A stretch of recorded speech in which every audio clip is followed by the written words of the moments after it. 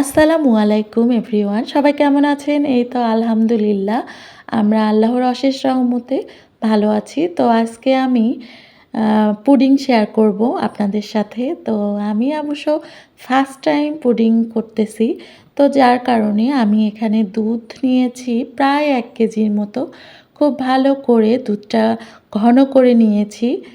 তো তারপর আমি এখানে ক্যারামেল তৈরি করার জন্য ৪ টেবিল চামচ মানে চিনি দিলাম।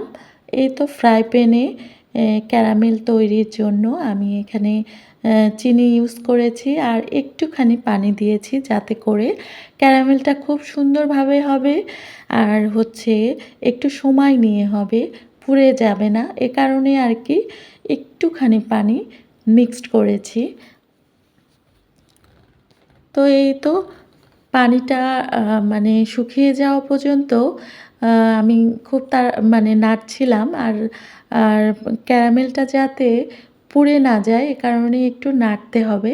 পুডিং নাকি করা অনেক সহজ। সবাই এর আগে আমাকে অনেক বলেছে যে পুডিংটা তো অনেক সহজ। তো এ কারণেই ভাবলাম সহজ একটা জিনিস যদি না করি তাহলে কেমন হয়? এ কারণেই আর কি আজকে আরও করা। তার উপর আমি কোনো কিছু করলে আমার ছেলে খুব আগ্রহ সহকারে সেটা দেখবে এবং খাবে। ওর ইন্টারেস্টটাই অন্যরকম। ওর কারণেই আসলে এসব করা। না হলে আমার একার জন্য তো কখনোই আমি এসব করতাম না।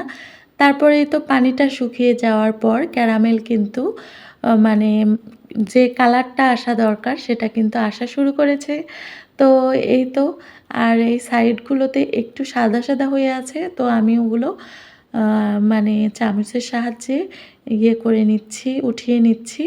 তো তারপর যাতে পোড়া না যায় এ কারণে কিন্তু ঘন, ঘন নাড়তে হবে। সুন্দর একটা কালার চলে এসেছে। এখন আমি ক্যারামেলটাকে নিয়ে যে বাটিতে আর কি পুডিংটা করব সেখানে সেট করে দেব।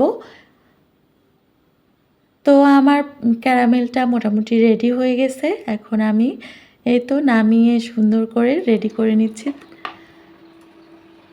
তো আমি এই যে এই পাত্রটাতে আর কি পুডিংটা করব। এ কারণে আমি এই যে বাটিটাতে সুন্দর করে চারপাশে ক্যারামেলটা ছড়িয়ে নিচ্ছি। এই ক্যারামেলটা দেওয়ার কারণেই কিন্তু পুডিংয়ের কালারটা অন্যরকম আসে আর টেস্টটাও কিন্তু অনেক ভালো আসে। তো ক্যারামেলটা আসলে মানে পুড়ে ফেলা যাবে না, তাহলে টেস্টটা বাজে আসবে। তো আমি পুডিংয়ের জন্য ৩ টা ডিম নিয়েছি।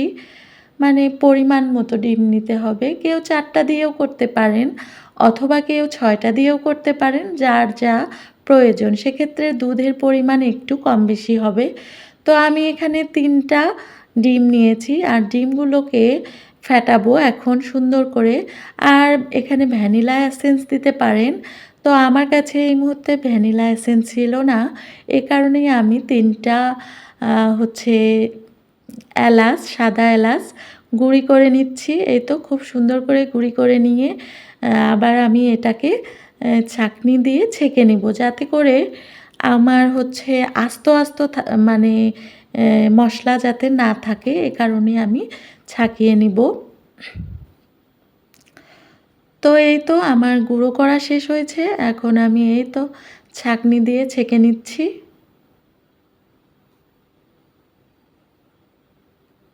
তো আমি হাতের সাহায্যে একটু ঘষে, ঘষে নিচ্ছি যাতে করে ভালো করে পড়ে। তারপরে এই তো মিক্সড করে নিচ্ছি। মশলাটা আর ডিমটা খুব ভালো করে ফেটে নেব। আর ডিমটাতে যে সাদা অংশটা থাকে এটা যাতে খুব ভালো মতো ফেটানো হয় সেটি লক্ষ্য রাখতে হবে। তো তারপর আমি এখানে নিয়েছি 1/2 কাপের একটু বেশি চিনি। আপনারা আপনাদের পছন্দ মতো নিতে পারেন। তো আমি এই তো আমার পছন্দ মতো আমি চিনি নিলাম আর পরিমাণটাও ঠিক এটা দিলেই ঠিক হয়। তো তারপর চিনি দেওয়ার পরে খুব ভালো করে ফেটিয়ে নিতে হবে। যাতে করে চিনির দানাদার অংশগুলো না থাকে। মানে চিনিটা একদম যাতে গুলিয়ে যায়। সব কিছুর সাথে মিক্সড হয়ে যায় ভালোভাবে। তো খুব ভালো করে ফেটিয়ে নিতে হবে। এই কাজটা অনেকে ব্লেন্ডারেও করতে পারেন। তো আমি হাত দিয়েই করতেছিলাম। তো দেখেন ডিম ফাটানোর পরে কি অবস্থা। তো আমি এখানে এই তো 1 কাপ দুধ দিলাম। ওই যে দুধগুলো আমি ভালো করে ছেঁকে নিলাম, যাতে করে এই তো দুধের সরটা না যায় এ কারণে।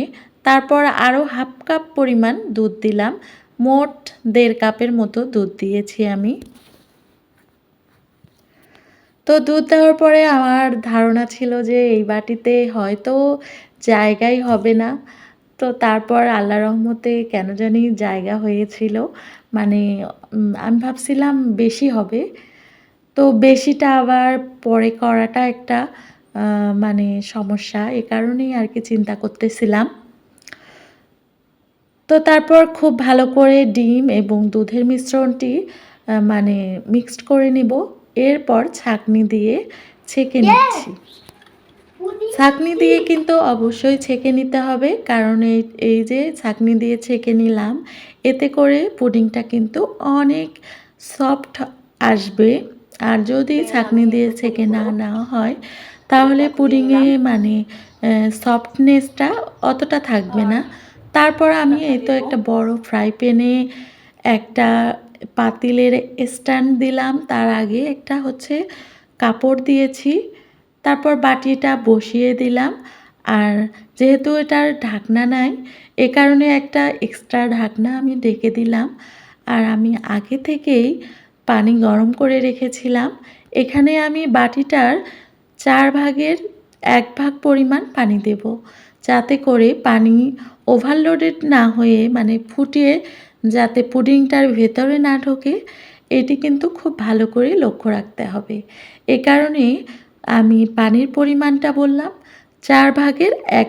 দেখতে দেখতে পুডিংও আমার হয়ে গেছে। প্রায় 28 মিনিট পর আমি পুডিং চেক করতে চলে আসলাম। এই তো সুইচ অফ করে দিয়েই চুলার সুইচ অফ করে দিয়েই আমি এই তো ঢাকনা খুলে চেক করব একটা কাঠির সাহায্যে। তো কাঠিতে যদি মানে মিশ্রণের কাঁচা অংশ আসে তো তাহলে বুঝতে হবে হয়নি। আর যদি খুব ফ্রেশ মতো আসে কাঠিটা, তো তাহলে আমার পুডিংটা খুব ভালো মতোই হয়ে গেছে। তো আমি চেক করলাম, তো পুডিংটা যেহেতু আমার খুব ভালো মতো হয়েছে, তো এই কারণেই আমি ফ্রাই প্যান থেকে নামিয়ে নিলাম। এখন নর্মাল টেম্পারেচারে আসা পর্যন্ত আমি এভাবেই রাখবো। তারপর ফ্রিজে 3 ঘন্টা অথবা 2 ঘন্টার জন্য রেখে দেব, যাতে করে মানে পুডিংটা না ভাঙে। আমি যাতে মানে পুডিংটা যখন আমি মোল্ড আউট করব তখন যাতে পুডিংটা না ভেঙে যায়। এরপর আমি চাকুর সাহায্যে চারপাশে একটু করে নিচ্ছিলাম, যাতে করে পুডিংটা সুন্দর মতো এই তো প্লেটে চলে আসে। তো দেখতেই পাচ্ছেন খুব সুন্দর আলহামদুলিল্লাহ পুডিংটা হয়েছে। তো কালারটাও বেশ ভালো আসছে। তো পণ্ডিতি করে আবার একটুখানি আমি ক্যারামেলটা দেওয়াতে একটু কেমন যেন হয়ে গেল। তো তারপর ইয়ামিন তো এখানে ওয়েট করতেছিল, সে খাবে। তো এই তো তাকে আবার কোনো কিছু রান্না করে খাওয়াতে আমার খুব ভালো লাগে। তো ছেলেকে এখন ফার্স্টেই খাইয়ে বাকি বাসার সবাই খাবে। তো তারপর ইয়ামিনকে একটু খাইয়ে নিলাম। তো আব্বুর কাছে মানে আমার বাবার কাছে পুডিংটা খুবই ভালো লেগেছিল। তো আব্বু কিন্তু খুব মজা করে খেয়েছিল। তো আজকের ভিডিওটা এখানেই শেষ করছি।